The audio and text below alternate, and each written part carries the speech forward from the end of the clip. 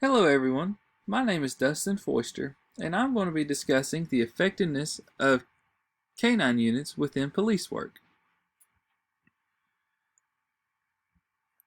So for the introduction, this topic is important to me because I have always wanted to work within a canine unit.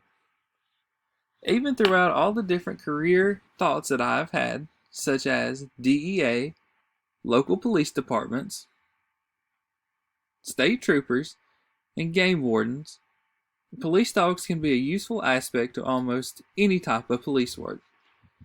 Speaking of, canines play an important part of police work. This is mainly due to the different jobs that police canines can perform. Some of the more common jobs that police canines can do are chasing fleeing criminals, drug detection, search and rescue services, protection, and explosion detection. So some background information is canine units were first used in police work in the late 1890s. The first documented canine unit was in Paris, France. The dog was a Belgian Malinois, and his name was Spot. So Spot was mainly used to pursue fleeing criminals and protect the local courthouses. Canines were first started in the United States in the early 1900s in New York City. So after seeing the success that Paris had with their canine units, New York City decided to start their own. Although this was their first attempt, it failed miserably. A lot of this was due to how the police department trained their canines. So the first issue, that they had was socialization. The dogs were not socialized whatsoever. They were locked in the back room of the police station and had no contact with anybody except for police officers. The police station even hired people to come in everyday clothes and taunt and torment the dogs. And this made the dogs develop a very strong hostility towards anybody that was not wearing a police uniform. This, of course, created a very, very strong hostility towards the general public. And that was just not very beneficial for the dogs or for the police department. Another reason that this police canine failed was their lack of training. These dogs were not trained anything past general obedience training. And finally, the last reason that this unit failed was because whenever they integrated or began to integrate the police canine units is also when police patrol cars came out. And the need for patrol cars greatly outweighed the need for police canine units.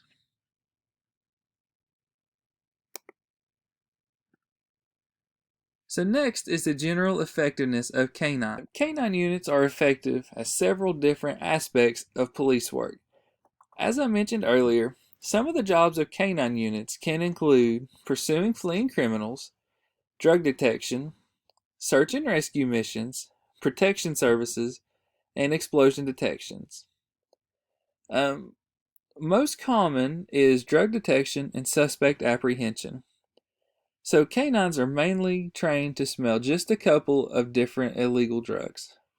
For example, the main ones that they are trained to detect is marijuana, hash, cocaine, heroin, and methamphetamines. So another important aspect of police work is suspect apprehension. And suspect apprehension is when the canine comes into contact with the suspect. The main type of apprehension is called apprehension with contact. And this type of apprehension is when the canine makes physical contact with the suspect. The main form of this is called the bite and hold method, and this is when the canine is released from the leash and will go chase down the suspect or find a hiding suspect, bite him, and hold on. And although it sounds kind of barbaric, when the dog holds on, it constantly beats and thrashes and pulls and bites as hard as it possibly can. And this method is just used to subdue the suspect until the officers can detain him. So another very important part of suspect apprehension is intimidation. And intimidation is very common because when you are faced with the canine handler and the canine, it is very common for the suspect just to subdue themselves. And this is because while the handler is giving commands to the suspect, usually the canine unit is barking, growling, and snarling and lunging at the leash. And that can be very, very intimidating for most suspects. Finally is my conclusion. Based on my results, I believe that canines are an effective asset of police work. So it is important to note that the lack of research on this topic was very, very difficult. And there is next to any research and any studies provided for this topic. But judging from my research and from my findings, I do think that they are an effective asset of police work. One of the biggest reasons that I think this is because the general efficiency of how a police canine can conquer tasks faster than a human. Canines are extremely effective at drug detection and suspect apprehension. So, yes, in conclusion, I do believe that canines are an effective asset of police work.